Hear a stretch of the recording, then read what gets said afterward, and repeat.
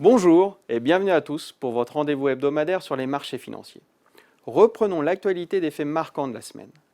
Premièrement, le cas Evergrande et le ralentissement économique en Chine.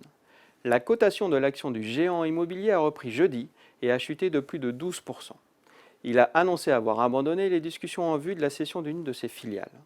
De son côté, la Banque populaire de Chine cherche à rassurer les craintes de contagion en déclarant qu'Evergrande est un cas individuel et contrôlable. Le ralentissement de la croissance économique chinoise a été confirmé cette semaine par le chiffre du PIB au troisième trimestre, qui s'élève à plus 4,9% après plus 7,9% au T2.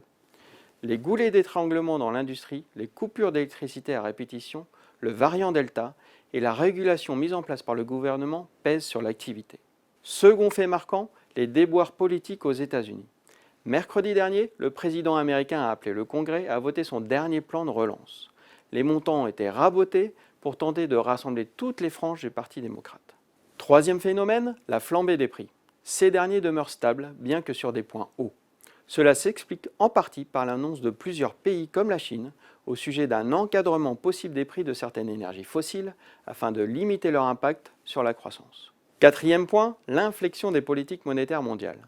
La Banque d'Angleterre pourrait être la première grande banque centrale du G7 à relever ses taux directeurs, peut-être dès la prochaine réunion de politique monétaire le 4 novembre.